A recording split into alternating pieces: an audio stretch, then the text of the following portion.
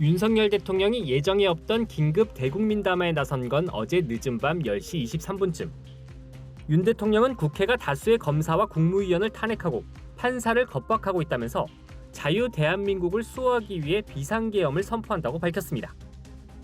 체제 전복을 노리는 반국가 세력의 준동으로부터 국민의 자유와 안전 그리고 국가 지속 가능성을 보장하며 미래 세대에게 제대로 된 나라를 물려주기 위한 불가피한 조치입니다. 비상계엄 조치는 1979년 당시 박정희 대통령이 시해당한 직후 내려진 이래 45년 만에 이뤄진 것으로 민주화 이후 첫 사례입니다. 국방부는 밤 11시부로 일체 정치활동을 금지하고 모든 언론과 출판은 계엄사의 통제를 받도록 하는 내용의 계엄사령부 포고령 1호를 발령했습니다. 계엄사령관은 사성장군인 박안수 육군참모총장이 임명됐습니다. 계엄 선포 직후 야당 등 국회의원들은 계엄 해제를 위해 국회에 모이기 시작했고 국회에 배치된 경찰은 시민은 물론 국회의원들의 통행까지 통제했습니다.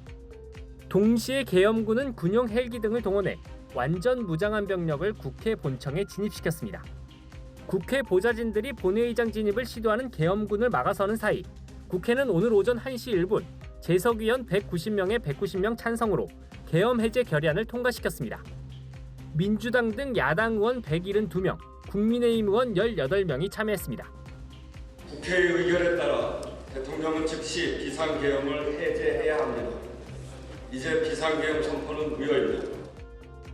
계엄 해제 요구한 가결 이후 계엄군은 오전 4시 22분부로 원부대로 복귀했고 5분 뒤인 4시 27분 윤 대통령은 계엄 해제를 공식화했습니다. 대통령의 비상계엄 선포 이후 약 6시간 만입니다. 조금 전 국회의 계엄 해제 요구가 있어 계엄 사무에 투입된 군을 철수시켰습니다. 바로 국무회의를 통해 국회의 요구를 수용하여 계엄을 해제할 것입니다. 대통령실은 오늘로 예정된 마약 대응 점검회의를 수년한다는 공지 이후 별다른 입장을 내놓지 않고 있습니다.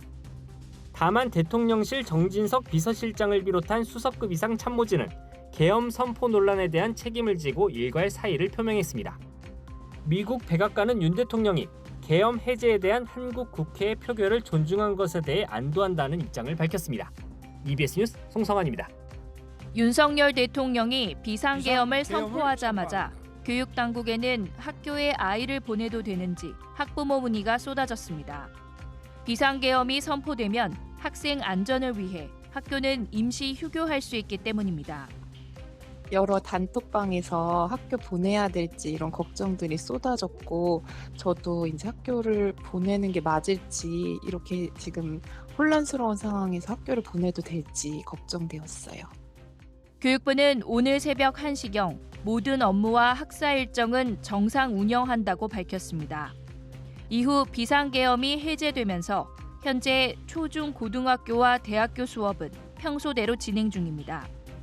이주호 부총리는 오늘 오전 8시 교육부 긴급 간부회의를 소집하고 교육 현장에서 안정적인 학사 운영이 이루어질 수 있도록 최선을 다할 것을 당부했습니다.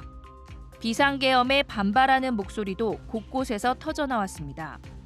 천창수 울산교육감은 오늘 오전 입장문을 내고 비상계엄 선포는 민주주의의 기본 가치를 부정하는 반헌법적 행위라며 모든 업무와 학사 일정을 예정대로 진행하고 교육과정 운영에 한치의 차질이 없도록 지원할 것이라고 밝혔습니다. 시국 선언이 이어지고 있는 대학가에서도 우려의 목소리가 이어졌습니다. 서울대 교수회는 오늘 새벽 한밤중에 발생한 정치적 사변을 심각하게 우려한다는 내용의 성명을 발표했습니다.